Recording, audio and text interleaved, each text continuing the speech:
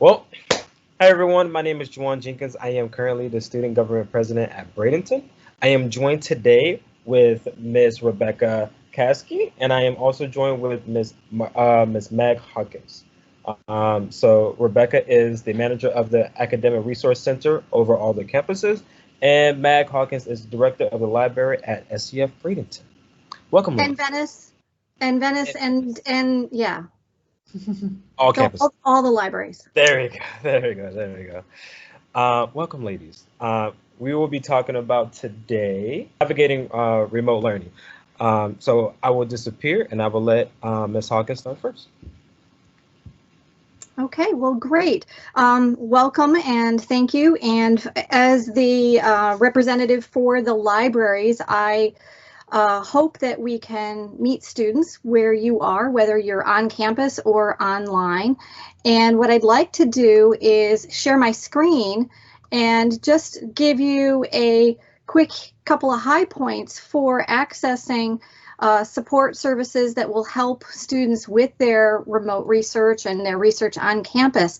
So this is the main landing page for the library. And the first thing that I would point out to everyone is the slider for Ask a Librarian. Now this is an online chat service where students can come in and interact with one of the SCF librarians.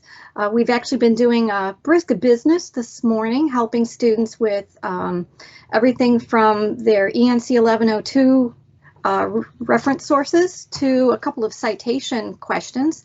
So we help direct students that way.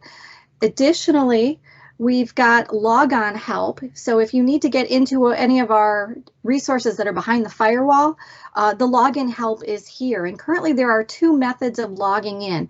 One is what I would call the old or the legacy login, where you need to log in with your SCFG number and then the last four numbers for a PIN. But we are transitioning into a new login page where you're going to use your SCF Connect. And at some point, we have about 5 databases that are still on the legacy service, but we are almost all the way through where students will log in and there will be one authentication process no matter the different resources on campus. So when students come into the library, they've got a lot of different options. They can look for books, ebooks, streaming videos, our different articles. One of our main popular places is our database listing. We have over 100 different databases. This is where students would go in and they can get newspaper articles, scholarly publications, streaming videos. One of our more popular fun databases is films for education, feature films for education, and that's something that you can watch for fun. We have everything from books to ebooks, and doesn't have to be print. We also have audiobooks. So if anybody needed or was interested in any of that, they could ask us through Ask a Librarian, take a look at one of our guides or our tutorials that we have out there. The last thing I'm going to mention is something that is a project that Becca and I worked on together, and it's making available study rooms that have technology in them for students that need to take honor lock or proctoro testing. And the way to reserve one of those honor lock rooms would be under About Us. We have Reserve a Room, and once from this point, a student should zero in on honor lock rooms. And when they get here, the first thing that's going to pop up is Bradenton Library, and it'll say honor lock rooms. But the ARC has several rooms and the library has several rooms. And you can see in red, some of the rooms have already been scheduled. So that's when they're not available because somebody else is there. So this is something that both Becca and I have worked on to try and make available for students. If they need to see what is out there down in Venice, they can click on Venice. But the Learning Commons is currently on a paper system right now, and that's in part because of the high demand with the nursing program that's out there. So to reserve a room out at the Learning Commons, they should talk to Maria or Heidi in the Learning Commons. So that's my overview for accessing stuff real quickly to the library.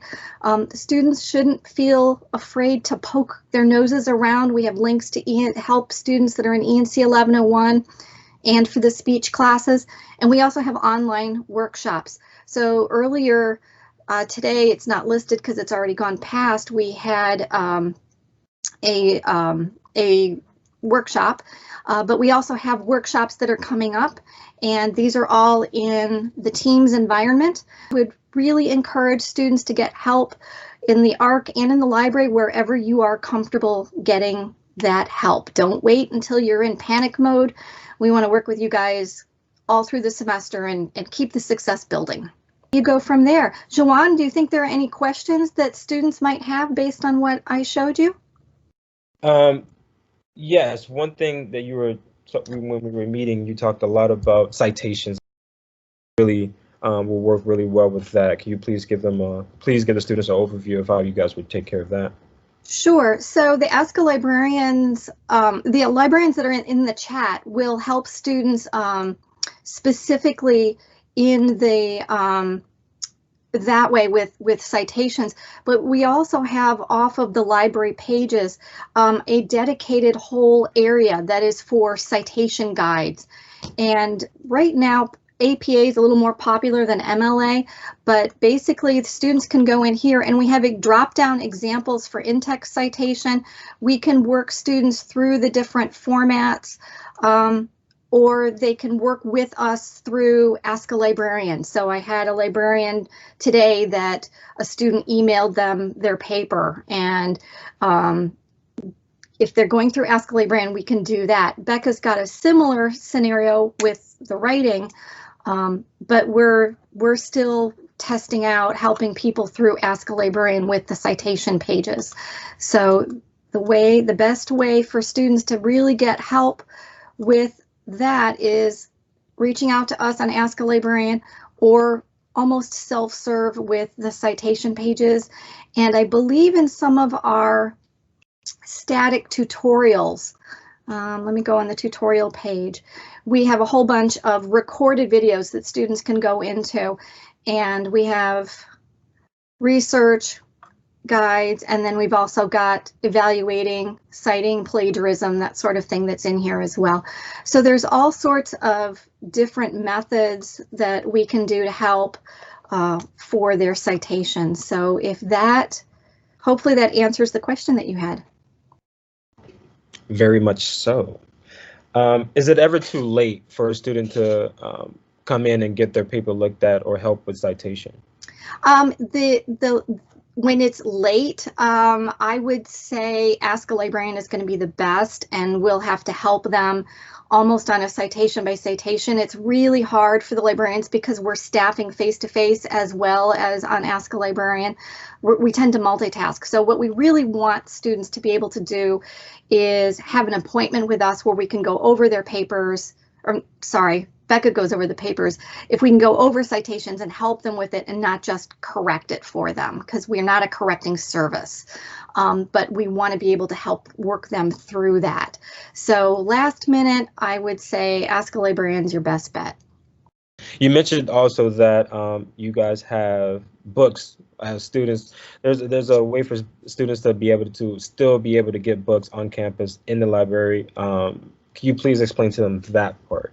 You mentioned also that you guys have books as students. There's a way for students to be able to still be able to get books on campus in the library. Can you please explain to them that part?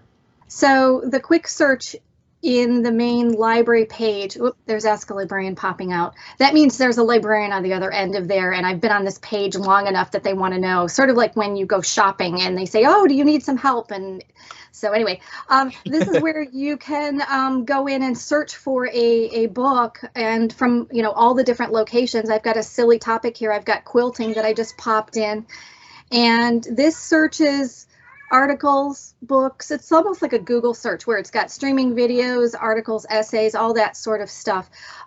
We've got 51,000 hits. So the real secret is to narrow down or to use the facets. So if somebody's looking for a physical book, I am going to click on books in the library, and then I've got, my list is now down to 64. As you can guess, quilting is not a big academic subject for us, but a student can see whether something is in Venice, They can see whether it's in Bradenton. They can see whether we have something in multiple locations. If it were an ebook, it wouldn't show up under this facet. It would, you could limit it just to the ebook collection, because we do have some ebooks that are accessible that would be, on this question. The other thing is that if they're not sure where the book is, we do have Bradenton and Venice mapped, and it will tell them what row that they could go into to go in and find that book. The other thing is that if someone's in Venice and they want a Bradenton book, or they're at Lakewood Ranch and they want a Bradenton book, they can place a hold request. And what will happen is we'll pull that book and send it to the campus that they need. So they really, unless they need the book right away, I don't encourage people to limit by campus, because really they've got all 3 locations at their disposal. And so that would be a physical book. If I wanted to do the same search, let's just play around and go over to ebooks. Sure enough, I've got several ebooks that are on quilting, and again, they're identified as an ebook as opposed to a print book. And that's where a student would need to log in and use one of those authentication methods, either with the SCF Connect or the Legacy login with their G number. So, and then the other thing that I could always do is go back and limit for streaming videos, because some of our videos would be in this way. And again, the facets are the real way to do the searching that's down here. So that would be physical books, or if they needed videos or ebooks or that sort of thing. I remember you saying one thing about the Ask the Librarian, that they're open until what, 8 p.m. and there's other schools as well? Yes, we're staffing it until 8 p.m. There are other librarians that are staffing it. I believe it depends on the night, but I believe like during the weeknights, they're there until 11 o'clock at night. They won't get one of us, but they'll get another academic librarian. So they might get a librarian that is from St. Pete College or from UF, because this is a statewide initiative. So we all help on what is known as the academic desk. And so we answer SCF students first, but then we also take a turn on the academic desk. So sometimes our librarians might help a student that is at FSU, but sometimes if we're not available, one of our students might get helped by a librarian at FSU. So this is a statewide librarian initiative, and librarians from all over the state help out in here. It's just that when the college went remote, or with a lot of classes that were online or through live, the librarians wanted to make sure that we were there for our students. So we're making a concerted effort for us to try and staff it. I won't promise that 100% we're going to be there, but we're trying.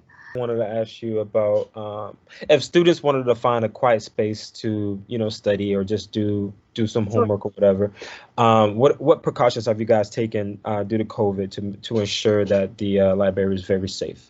So masks are still required completely on campus. If you come into the library and you don't have a mask, we'll have a mask for you. We'll offer that. There is hand sanitizer and wipes that have been put in the beginning of the building. If someone comes in, we'd like them to wipe down their computer, wear their mask while they're using a computer, not, so that they don't leave germs for the next person.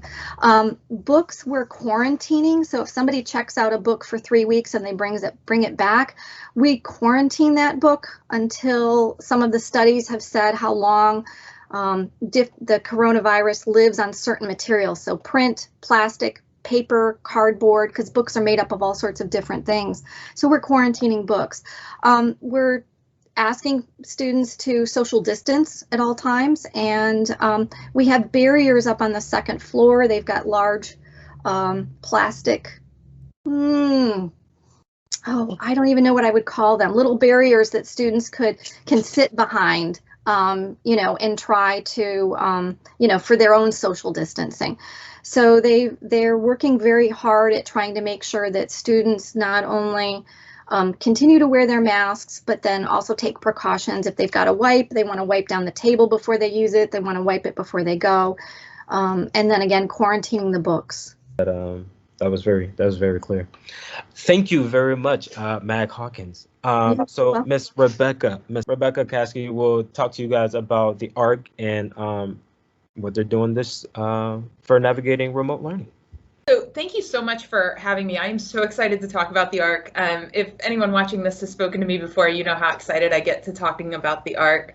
And the ARC stands for Academic Resource Center. If you haven't visited us before, we are located in Building 5 on the Bradenton campus and Building 400 on the Venice campus. And then we work with the Library for the Learning Commons on the Lakewood Ranch campus. And so the reason why I really like to talk about tutoring, and I like to begin here, is to talk about why we're here. I think there's some misconceptions about the Tutoring Center in general. And so first of all, we are not just here for developmental classes. We are here for you throughout your time at SCF. And so we're here for you as you go into your humanities classes. We're here for you.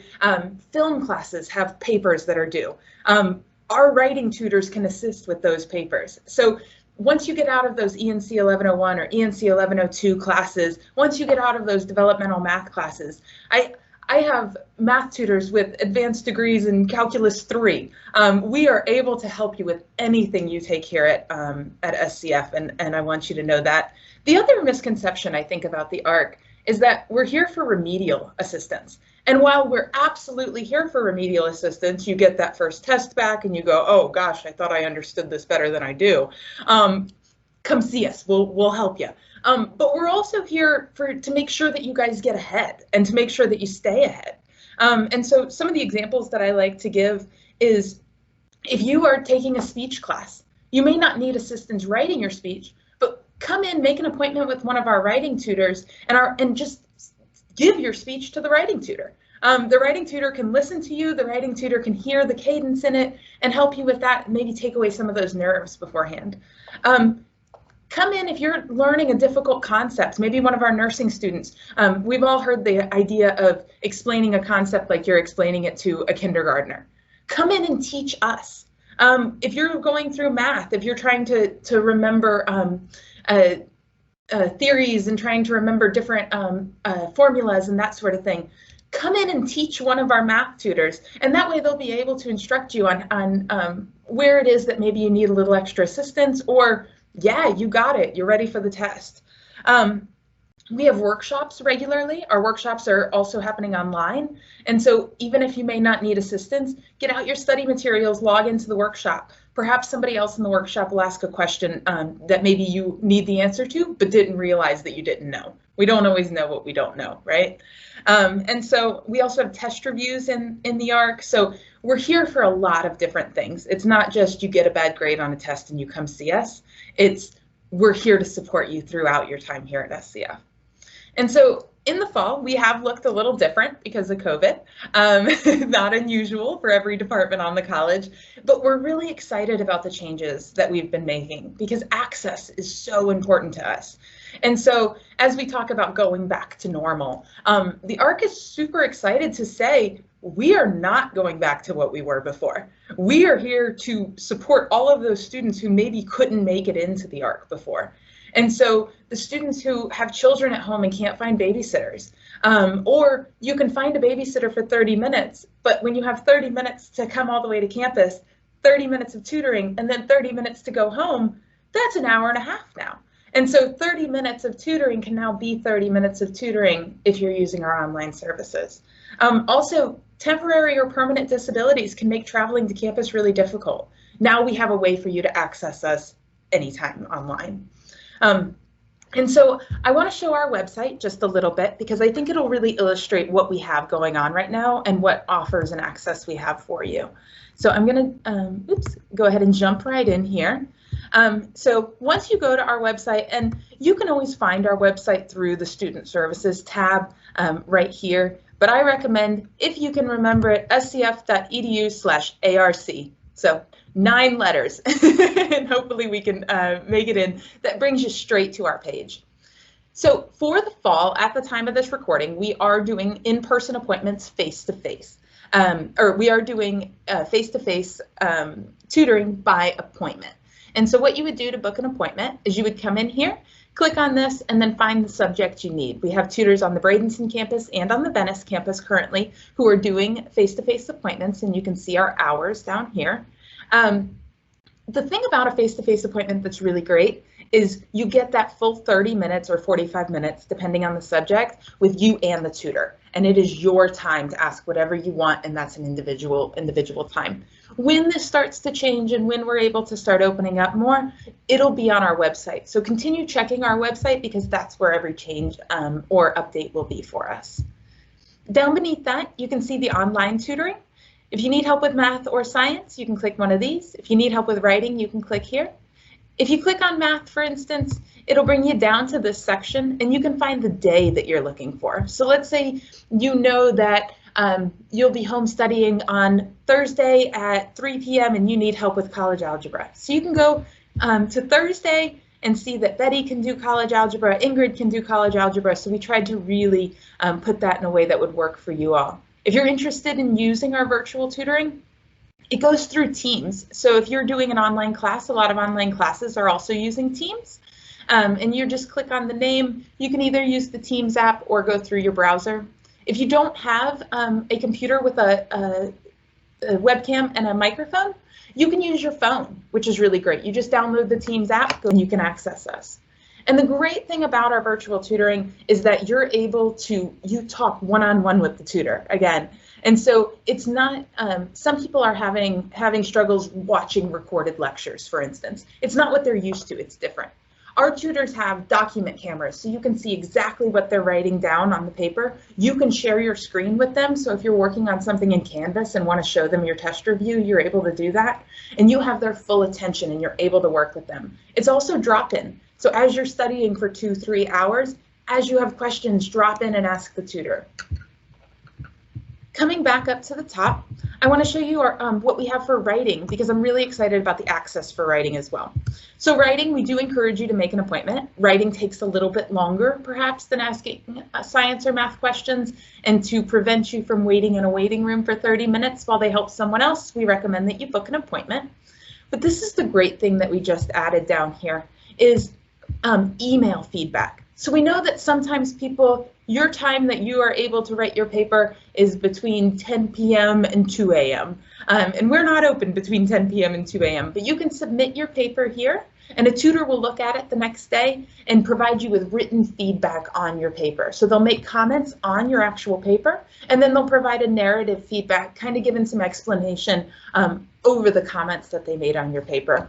And you just upload your paper here, let them know what the assignment is, and they'll get back with you as soon as we have our next available writing tutor. And then you can see down here, we also link to the librarians library page. We love the librarians. We do workshops with them for MLA and APA citations, formatting papers, but we know that they are the true gurus for research, formatting, and citations, and so we always encourage you to use the Ask a Librarian feature if that is specifically what you're looking for your paper. All right, going back up to the top of the website, if there is anything that I want you to remember from what I have to say, it's this right here. We are here to help, no matter what. If you're having trouble logging on to something, if you're having trouble finding something, if you want something that we don't have on the website, this telephone number here, call or text, it goes straight to my cell phone, and this email address. Please, please, please reach out to me. We want to help, we want to be there for you. So reach out to me and we would love to help you out. Our tutors are fantastic and we'd love to see you in the ARC, either in person or virtually. And we're really excited to work with the library. I'm very happy to be on this with Meg because we want all of you to think about us as resources for you. Again, from day one when you get here all the way to the day you cross the stage. We're here to help you achieve whatever it is. Get your AS degree, transfer on to another institution. If you're trying to prepare for a job, prepare for a qualification exam, something like that, let us know. One thing that we were talking about and is also coming up to that time right now, exam crunch. You wanted to talk about that as well. What is the ARC doing particularly for that? Absolutely. Exam cram is exciting. So exam cram, if you have ever attended before, you know it is a full day marathon of lots of people in the ARC. This year, unfortunately, that's not going to be the way that we're going to be able to do it, but we do have a lot of options for students to meet with tutors in person and online. So we're going to continue having online access. We're also going to continue having in-person tutoring. So we're still going to be working by appointment just to manage the crowd, but we will have more open appointments than we have typically during the week as it is right now. We're going to be relying really heavily on workshops. Our workshops are really well attended, and so we're going to be adding workshops, and we're going to be streaming them online as well. And so we are going to, for the classes that we have the most people coming in for, we're going to have 3 workshops during exam cram. So you can come in person or you can watch them online. And then we'll have, again, drop-in tutoring online and face-to-face tutoring by appointment. So no matter what issues I have, I'll be able to get the necessary help I need. Between Becca and the library, we're going to get you to the right person. And if we don't know the answer, we're going to get you to the person who does know the answer. Absolutely. So don't feel scared, don't feel worried, because we have 2 wonderful ladies at your rescue. So my next thing we were also talking about was spring and how you were going to come up with, or you had some things in the works that you were trying to come up for the springtime. So my next thing we were also talking about was spring and how you were going to come up with, or you had some things in the works that you were trying to come up for the springtime. Sure, absolutely. So in the spring, we're really optimistic that we can get more back to in-person. We know that academics is going to have more in-person classes than they've had in the fall, and we really want to match that. So we will have more open time in the ARC. We'll still offer those appointments because we know a lot of people like that one-on-one time, but we'll also have open time that people are able to come in, study here, and tutors will be able to help them sort of on a drop-in basis. Our online tutoring, though, is not going away. So if that is something that you've become accustomed to and you really enjoy, know that we will still have that. Our email feedback for writing is not going away. So if that is something you have become accustomed to or think that you might enjoy, please know that that will be available in the spring too. So we're really excited because we think the spring will expand our offerings from where we were a year ago. Lastly, Rebecca Kasky, I didn't ask you about what precautions you guys were taking for COVID, so I wanted to just allow students to know what precautions you guys are taking, just in case if the library is overpacked, you know what I mean, it's a madhouse in there, they have another option to go study. So yeah, so right now with our online, with our face-to-face tutoring, we have some plexiglass shields in here. We don't have the same number that the library has. We have some plexiglass shields in here, and what we are doing right now is we have a computer set. We're doing it a few different ways. We're either doing it where the tutor's on one side of the plexiglass and the student's on the other side, or especially for students who are feeling a little more uncomfortable but still want that face-to-face feeling, we're actually separating the tutor that 9 feet away, setting up a computer in front of the student so that they can share their screen or give them a document camera just like the tutors online normally have, and then they share their screen with the tutor who's standing at another computer 9 feet away. Then the tutor can see every question that the student has, and the tutor can write on the whiteboard and give all of the answers, and they can still converse in person. Everyone's wearing masks, just like the library. We also have hand sanitizer. We also have wipes. We are currently allowing people to use our models to study. If you're in an A&P class or a biology class, that would help with. And we have found a way to disinfect those with hydrogen peroxide that allows us to disinfect those between students. Students are asked to wear gloves during the use of those. And so we are working on every way that we can. When students ask to use books, we make copies for them or scan the pages that they need so that we're able to keep the often used books in rotation. Because we work a little different than the library, we don't have quite the same volume and selection that they do. So we want to make copies and things like that. So those are the precautions that we're taking. And obviously, if there's a student who feels uncomfortable and wants us to make additional accommodations, we're happy to do that to the best of our ability. Rebecca, you already touched on it.